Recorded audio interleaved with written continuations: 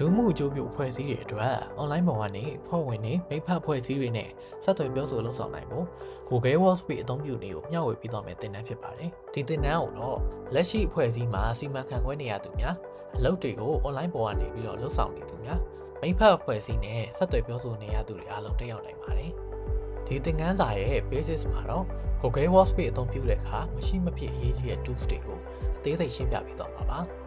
Advanced သင်ခန်းစာမှာတော့ project အတွက်မရှိမဖြစ်အသုံးပြုရမယ် Google Data Studio အပြင် Notion နဲ့